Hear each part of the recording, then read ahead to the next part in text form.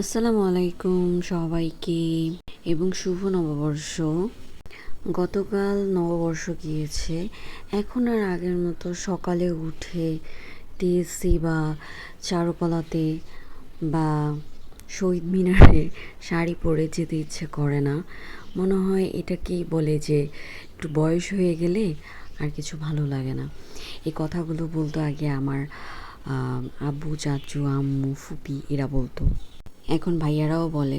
এখন আমারও বলার হয়ে গেছে যে এখন আর ভালো লাগে না তেমন। আগে যেরকম সকালে উঠে পয়লা বৈশাখ দেখে শপিং করা হতো বা বাইরে যাওয়ার জন্য অনেক প্ল্যানস করা হতো, তো সেই প্ল্যানগুলো এখন আর করা হয় না। গতকাল মন চায়নি বেরোতে, সারাদিনই বাসায় ছিলাম। সন্ধ্যার পরে মনে হলো যে একটু বের হই, তো বোনদের সাথে বের হওয়ার কথা ছিল, কিন্তু বোনের সাথে আর বের হওয়া হয়নি। রেডি হওয়ার পরে নিজেই বের হয়ে গেলাম। কোথায় যাব চিন্তা করছিলাম, কারণ এখন তো রাত হয়ে গেছে বের হতে হতে, তো কোথাও যাওয়ার তেমন নেই।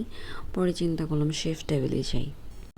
ওইখানে যাওয়ার জন্য অনেক জ্যাম ছিল রাস্তায়, অনেক জ্যাম পার করে গিয়েছি। ওখানে ঢোকার রাস্তাটাই মানে 1.25 ঘন্টা মনে হয় বসেছিলাম। তারপর ফাইনালি মানে যেতে পেরেছি। তারপর মানুষের এত ভিড়, সবাই আনন্দ করছে, ছবি তুলছে। এর মাঝে আমি ছবি তোলার জায়গা পাচ্ছিলাম না। পরে চিন্তা করলাম এর মধ্যেই ছবি তুলতে হবে, কিছু করার নেই। যেহেতু ওকেশনে সবাই যাবে, সবাই পিক তুলবে।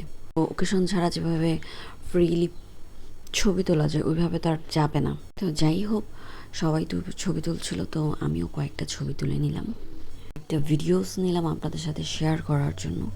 এই জায়গাটা আমার কাছে ভালোই লাগে।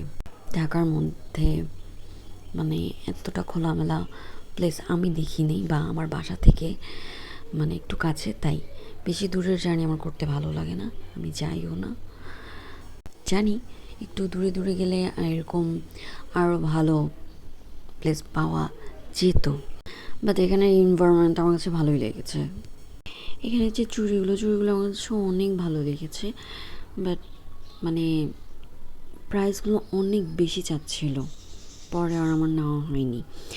এখানে এমনিও অনেক স্টল বসেছে, মানে বিভিন্ন জামা কাপড়, তারপর অর্নামেন্টসের।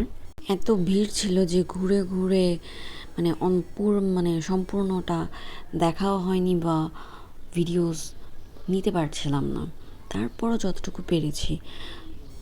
এইখানে যাওয়ার পরে খাবারের জন্য অনেক বড় লাইন মানে থাকে, সেই লাইনে দাঁড়িয়েছি। এরপরে বসার জন্য সিট পাওয়া যাচ্ছিল না, মানে মানুষের টেবিলের সামনে দাঁড়িয়ে থেকে মানে টেবিল নেওয়ার জন্য ওই টেবিলের সামনে দাঁড়িয়ে থাকতে হয়েছে। অনেক কষ্টে পরে টেবিল পেয়েছি, দেন বসেছিলাম। এর মধ্যে একটা হাসির বিষয় হচ্ছে, একটা বাচ্চা বারবার এসে শুধু বলতেছে এই চেয়ারটা লাগবে। তো আমি বললাম হ্যাঁ লাগবে তো। জিজ্ঞেস করে চলে গেল। আবার এসে বলতেছে এই চেয়ারটা লাগবে আন্টি। আমি বলছি হ্যাঁ লাগবে তো। পরবর্তীতে আমি যখন পেছন ফিরে তাকাচ্ছিলাম, সে আমার চেয়ারটা নিয়ে যাচ্ছিল। পরে যখন বললাম বাবা নেয় না, এটা আমার লাগবে, না লাগলে আমি তোমাকে দিয়ে দিতাম। আমাকে বলতেছে আমার তো এখন লাগবে, আমার তো পা ব্যথা হয়ে গেল, বুঝতে পারছি না।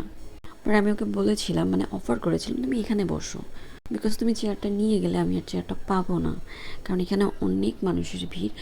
মানে এখানে ওই মানে সহজেই তো আর টেবিল বা চেয়ার খালি পাওয়া যায় না, যেহেতু অনেক মানুষ।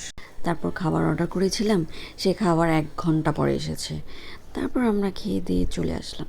এই হচ্ছে বাইরের, চলে যাচ্ছি সেই ভিডিও। আল্লাহ হাফেজ।